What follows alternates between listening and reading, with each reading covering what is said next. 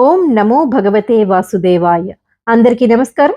ప్రస్తుతం మనం భగవద్గీతలోని అక్షర బ్రహ్మయోగం అని పిలువబడే 8వ అధ్యాయాన్ని చెప్పుకుంటున్నాం. ఇదివరకటి వీడియోలో మనం 11 వరకు గల శ్లోకాలు, వాటి భావాలను తెలుసుకున్నాం కదా. ఇక ఈ రోజు వీడియోలో 12 నుండి 16 వరకు గల శ్లోకాలు, వాటి భావాలను తెలుసుకుందాం.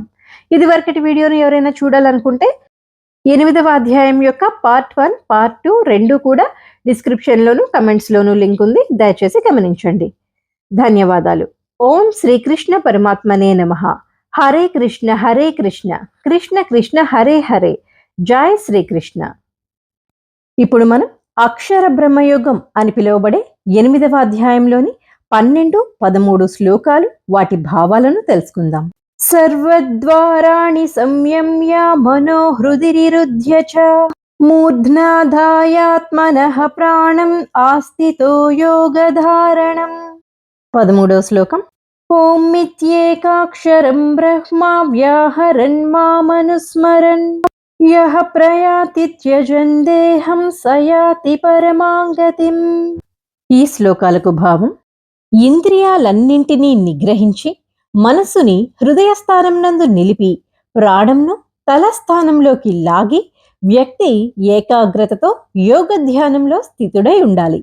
ఇలా ఈ యోగ సాధనలో నెలకొన్న తర్వాత అక్షరాల దివ్య సమూహమైన పవిత్ర ఓంకారాన్ని జపించిన తర్వాత మనిషి దేవదేవుడినైన నన్ను తలచి తన దేహాన్ని విడిచిపెడితే నిశ్చయంగా ఆధ్యాత్మిక లోకాలకు చేరుకుంటాడు అని శ్రీకృష్ణ పరమాత్మ చెప్తున్నారు.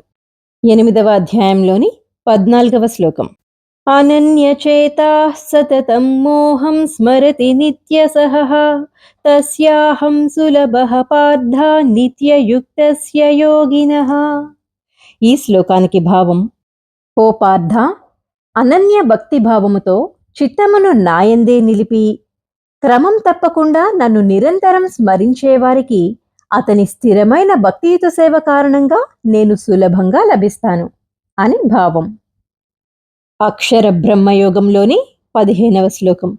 మాముపేత్య పునర్జన్మ దుఃఖాలయమశాశ్వతం నాప్నువంతి మహాత్మానః సంసిద్ధిం పరమాం గతాః.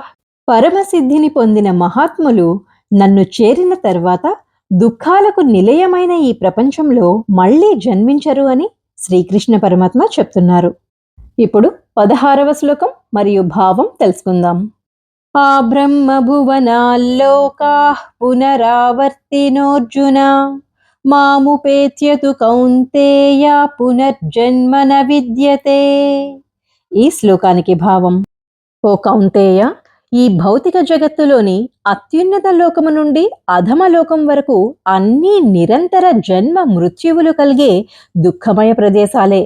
బ్రహ్మలోకం వరకు గల లోకానికి వెళ్లిన వారందరూ మరలా జన్మించవలసి ఉంటుంది. నన్ను పొందిన వారికి మాత్రం పునర్జన్మ ఉండదు అర్జున అని శ్రీకృష్ణుల వారు చెప్తున్నారు. ఈ శ్లోకాలన్నింటికీ వివరణ ఒక్కసారి చూసినట్లయితే ఓంకారాన్ని ప్రణవనాదమని, బీజమంత్రమని పిలుస్తారు.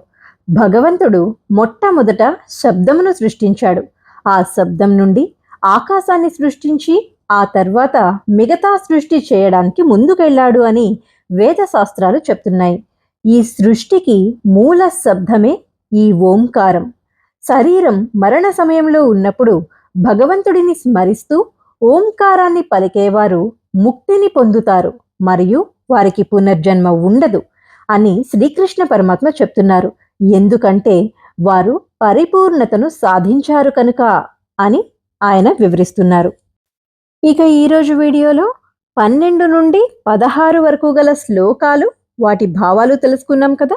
ఇప్పుడు కేవలం భావాలను మాత్రమే మరొకసారి చెప్పుకొని ఈ భాగాన్ని ముగిద్దాం.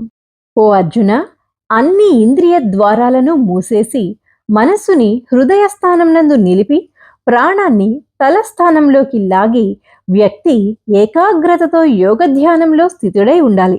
పరమేశ్వరుడునైన నన్ను స్మరిస్తూ ఓంకారాన్ని జపిస్తూ శరీరం నుండి వెళ్ళిపోయినవాడు పరమగతిని పొందుతాడు.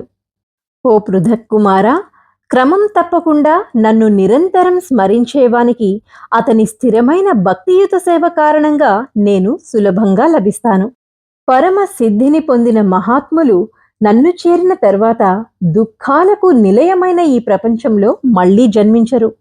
ఓ పృథక్కుమారా, ఈ భౌతిక జగత్తులోని అత్యున్నత లోకం నుండి అధమ లోకం వరకు అన్ని నిరంతర జన్మ మృత్యువులు కలిగే దుఃఖమయ ప్రదేశాలే. చివరకు బ్రహ్మలోకం వరకు వెళ్ళగలిగిన వారందరూ కూడా మరలా జన్మించవలసి ఉంటుంది. నన్ను పొందిన వారికి మాత్రం పునర్జన్మ ఉండదు అంటూ శ్రీకృష్ణ పరమాత్మ అర్జునుడికి వివరిస్తున్నారు. వచ్చే వీడియోలో మనం 17వ శ్లోకం నుండి శ్లోకము మరియు భావము తెలుసుకుందాం. ఇక ఈరోజు చెప్పుకున్న శ్లోకాలకు వివరణ మరొక్కసారి. ఇక్కడ శ్రీకృష్ణ పరమాత్మ ఓంకారానికి చాలా ప్రాముఖ్యతనిచ్చారు. ఓంకారాన్ని ఎవరైతే స్మరిస్తూ ఓంకారాన్ని జపిస్తూ శరీరం నుండి ఎవరైతే వెళ్ళిపోతారో వారు పరమగతిని పొందుతారని ఆయన వివరించారు. ఓంకారాన్ని ప్రణవనాదమని బీజ మంత్రమని పిలుస్తారు. భగవంతుడు మొట్టమొదట శబ్దాన్ని సృష్టించాడు. ఆ శబ్దము నుండి ఆకాశాన్ని సృష్టించి ఆ తర్వాత మిగతా సృష్టి చేయడానికి ముందుకెళ్లాడని వేదశాస్త్రాలు చెప్తున్నాయి.